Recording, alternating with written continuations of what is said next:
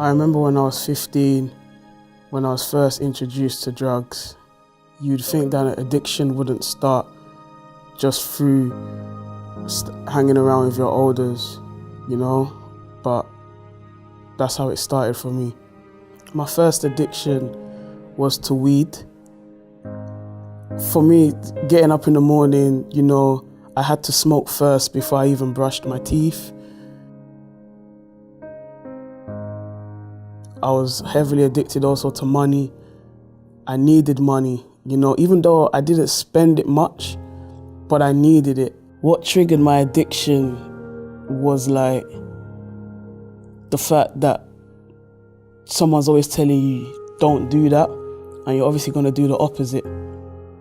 Smoking and selling and having sex, going to parties, it was like my escape zone, you know, where I could just relax without no stress, no worries, but obviously that wasn't the case.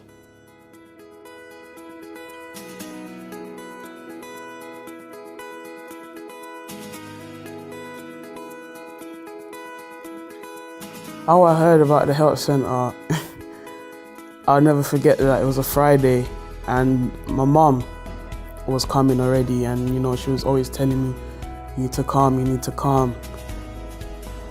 To be honest, I thought it was just a waste of time. You know, my mind was not even paying attention to anything that was the pastor was saying. I just wasn't bothered. In my mind, I was just thinking, yeah, I need to make my money. I need to calculate how much I'm losing, you know, on the hour.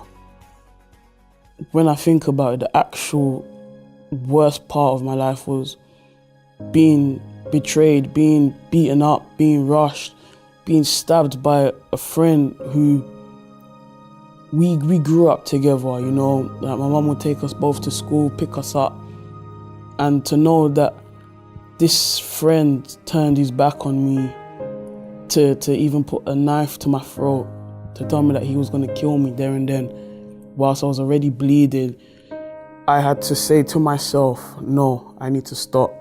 I had to withdraw from that environment.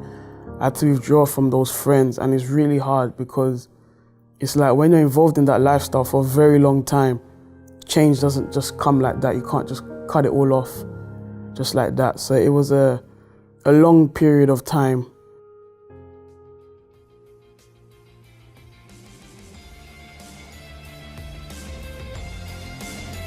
I've been clean for about 2-3 years. You know, I've been able to have a better life, you know, an enjoyable life without depending on drugs. I know that like situations like this are not easy to, you know, just put aside and get up and start a new life like nothing happened. But just like myself, I never gave up because deep down, I wanted to be happy. And I knew these things around me wasn't making me happy. And I know you're probably thinking, yeah, but it's not easy. There's people don't understand me. You know, they don't understand what I'm going through. But there is hope, there is help out there. And you don't have to suffer in silence, you don't have to suffer alone. All you have to do is keep telling yourself, I'm gonna do it, I'm gonna do it. I received that help. You know, I didn't hide anything. I was able to just be open and say, look, this is me, but I don't wanna be that person. So what you need to do from this moment is drop the barrier, you know, and come and find the help and see how your life can change just like mine.